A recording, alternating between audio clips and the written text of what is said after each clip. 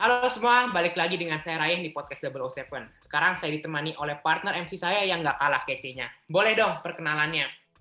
Halo semua, jadi nama gue Evin, yang bakal nemenin kalian semua sama Ryan di podcast ini. Dan buat kalian yang belum tahu, podcast 007 ini tuh kita akan mengulik mengenai tema tertentu. Nah, hari ini temanya apa sih, Ray? Kira-kira menarik nggak nih pembahasan kita hari ini? Pastinya menarik dong, namanya juga podcast 007. Pasti kontennya bakal yang menarik dan mendalam. Nah, untuk hari ini kita akan ngebahas yang namanya soft skill. Oh gitu, Ray. Tapi sabar nih, sebelum kita mulai, kita perkenalan dulu kali ya tamu kita pada hari ini. Jelas dong, jadi kita ditemenin oleh narasumber kita. Ada Sisil, Putri, Ang, Wirenso, Jason, Amanda, Romeo, dan Kimberly. Oke, kalau gitu tanpa berlama-lama lagi, kita langsung mulai aja kali ya sesi podcast hari ini. Ri, tadi kan lu bilang ke gua kalau kita hari ini bakal bahas tentang soft skill. Nah, kira-kira apa sih menurut lu artinya soft skill itu? Waduh, kalau gue sendiri masih kurang paham nih. Gimana kalau kita langsung tanya aja ke narasumber kita? Langsung aja nih kita langsung mulai nanya ke narasumber bertanya kita. Oke, Sisil, bagi lu soft skill itu apa sih? Oke, soft skill ya. Soft skill bagi gue, skill itu kan sebuah kemampuan atau keterampilan gitu. Jadi kalau soft skill menurut gue itu keterampilan yang berhubungan lebih ke cara kita berperilaku atau sifat kepribadian kita. Dan soft skill itu sangat jauh berbeda ya sama hard skill kalau menurut gue. Kayak soft skill tuh kebanyakan tuh tidak dipelajari atau dipelajari, dikembangin gitu, tapi lebih ke seiringnya waktu berjalan tuh soft skill-nya bakal berkembang secara sendiri. Jadi bukan sesuatu yang secara fisik bisa kita lihat keterampilannya, gitu sih. Wah, jawabannya menarik banget nih. Tapi biar lebih mantap lagi, kayaknya kita butuh jawaban dari satu orang lagi nih kayaknya. Coba, Ang. Kalau soft skill bagi gue itu lebih ke kepribadian sama atribut personal gitu sih. Jadi soft skill itu ya biasanya emang udah dari dalam diri kita udah jadi bawaan, tapi benar kata Sisil bisa dikembangin lagi. Jadi seiring berjalannya waktu tuh soft skill kita bisa bertambah gitu. Oke, mantep banget nih jawaban dari mereka. Jadi soft skill itu sesuatu yang sebenarnya udah ada di dalam diri kita. Cuman dengan bertambahnya pengalaman gitu, pasti akan terasah gitu. Ya, benar banget nih, Ray. Jadi, setelah kita dapat jawaban dari mereka berdua dan mengetahui apa itu soft skill, gue ada pertanyaan lagi nih, Ray. Kira-kira bagaimana dan gimana sih cara kita dapetin soft skill dan kira-kira ada pendapat nggak ya dari Amanda? Oke, seperti yang tadi Am sama Sisil udah bilang, kalau penguasaan soft skill itu tidak dapat diperoleh secara instan. Memang harus selalu dilatih dan diasah supaya dapat berkembang dari hari ke hari. Nah, kita itu bisa memperoleh soft skill itu dari bergabung dalam organisasi, mengikuti webinar atau seminar, dan juga bekerja sama dalam kelompok, yaitu untuk melatih communication skill dan juga skill untuk bekerja sama dengan orang lain.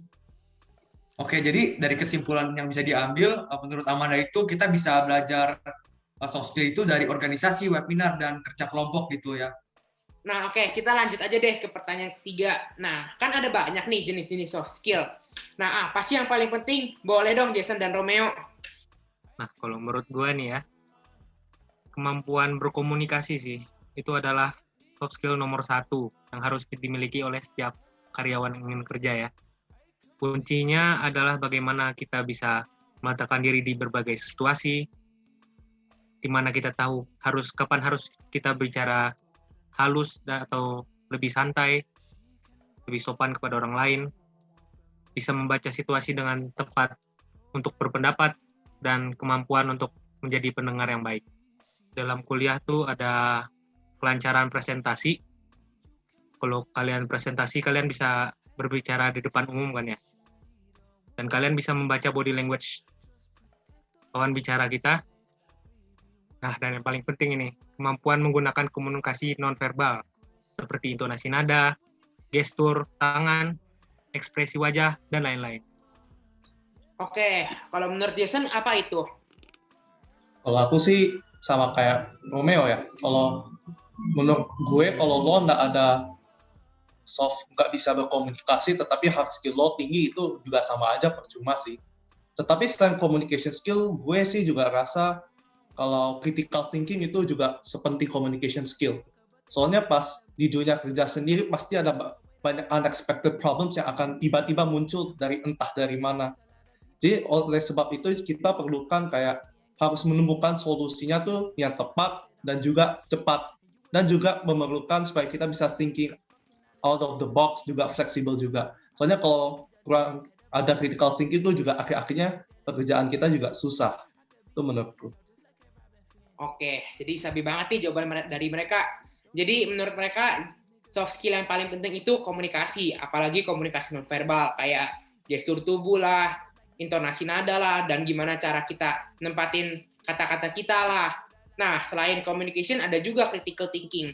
Kalau misalnya di dunia sehari-hari kan pasti banyak yang namanya unexpected problem dong. Nah, critical thinking ini adalah proses berpikir kita kalau misalnya kita ada didatengin oleh masalah yang unexpected. Bagus banget deh jawaban dari mereka.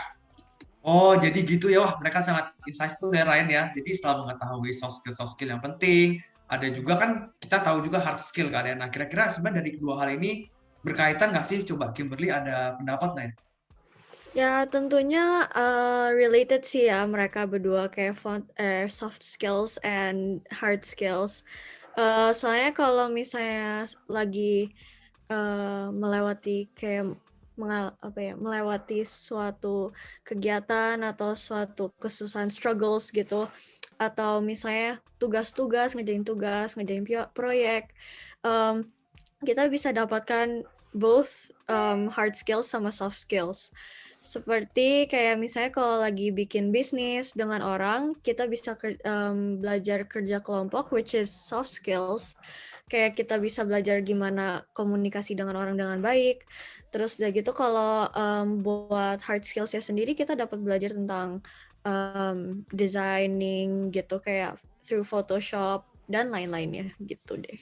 Oh, berarti maksud Kimberly adalah soft skill dan hard skill itu akan berjalan secara bersamaan kayak gitu. Jadi kalau misalnya kita lagi ngerjain project, di saat yang bersamaan kita belajar tentang soft skill-nya seperti misal komunikasi, tapi di saat yang bersamaan kita juga belajar tentang hard skill-nya itu seperti desain.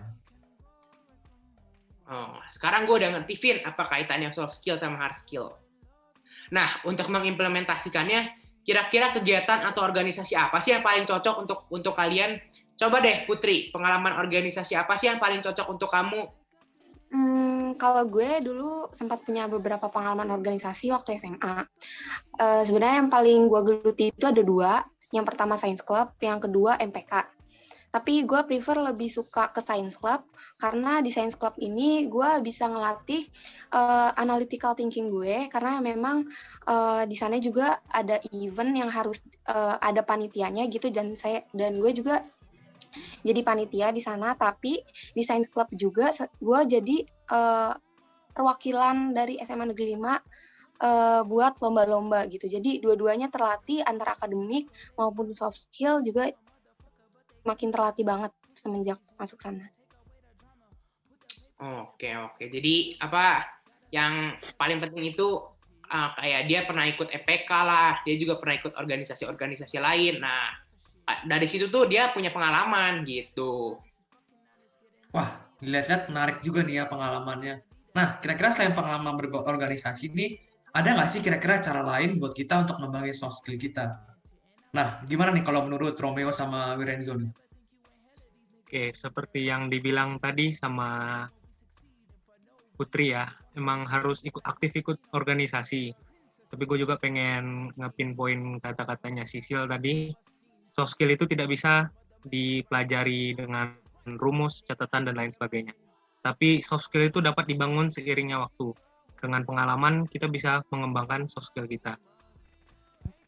Ya, menurut gue juga sama ya, kayak Romeo tadi. Kita bisa ngembangin soft skill kita dengan perbanyak interaksi gitu sama orang-orang lain gitu kan. Karena gara-gara kita banyak interaksi dengan orang lain, kita bisa komunikasi, bisa saling belajar satu sama lain gitu. Terus kita juga bisa belajar buat ngatur waktu gitu, karena gara-gara kita ngikutin banyak organisasi gitu kan, mungkin tugas-tugas atau kerjaan yang diberikan sangat banyak gitu kan. Jadi kita harus pintar-pintar ngatur waktunya biar kita tidak keteteran gitu mungkin maksudnya Iya, ya, iya, supaya iya. nggak keteteran ya. Oke. Jadi Biasanya kayak berdasarkan gitu. Romeo sama Lorenzo ini, kita selain berikut berorganisasi, kita juga bisa melatih soft skill kita itu dari seperti misalkan presentasi atau bahkan bisa menjadi kepengurusan dari suatu organisasi itu sendiri. Dan juga misalkan bisa melakukan dengan kegiatan yang kita sukai sesuai dengan passion dan juga interaksi sama banyak orang di luar sana. Nyesel nih gue nggak ikut, jadi kurang berkembang soft skill sama hard skill-nya. Nah, kalau misalnya soft skill yang baru-baru kamu pelajari apa? Boleh dong, Ang, jawabannya. Selama ini, lu pandemi ini, soft skill apa sih yang lu pelajari? Gitu. Kalau selama pandemi ini pastinya banyak. Tapi yang benar-benar baru gue pelajari lebih dalam lagi itu mungkin teamwork sama time management. Jadi karena di PGU ini gue baru punya pengalaman nih untuk bekerja sama kira-kira 9 orang lah ya, orang-orang baru yang baru gue kenal, tapi bisa bekerja sama dengan baik juga.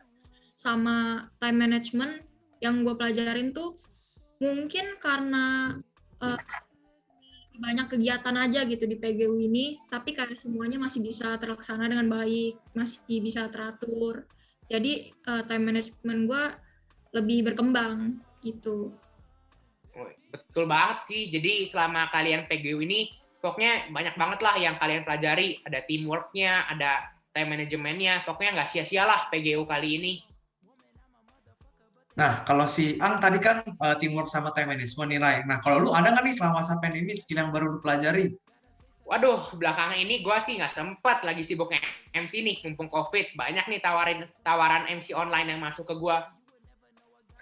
Oh iya, ngomong-ngomong dunia online ya, kira-kira relevan nggak sih antara soft skill dengan dunia digital menurut lu? Nah, kira-kira untuk dapat pendapat yang valid gitu ya, coba Lorenzo boleh kali. Nah, kalau menurut gue sih soft skill itu penting ya kalau udah masuk ke dunia digital gini ya. Karena sebagai contoh itu manajemen waktu. Gara-gara kita online ini kan semua kerjaan itu kan dikasihnya online gitu kan ya. Terus kita itu berada ngerjain tugas-tugas yang dikasih itu biasa di kamar lah atau mungkin ada ruangan sendiri di rumah gitu kan karena pandemi COVID ini. Tapi karena itu kan kita jadi dekat dengan banyak distraksi gitu ya.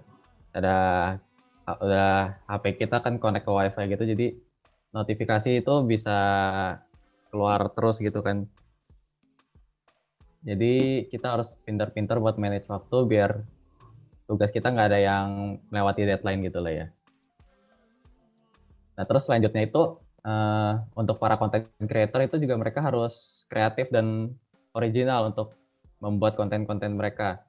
Karena kan interaksi orang-orang itu sama sosial media sekarang kan jadi tinggi ya gara-gara pandemi ini. Karena semua orang kan pasti pegang gadgetnya, buka-buka sosial media gitu-gitu. Jadi interaksi mereka dengan para content creator itu juga pasti sangat tinggi. Dan kalau misalkan hasil yang dihasilkan oleh para content creator itu membosankan, pastinya para viewersnya juga akan jadi bosan gitu.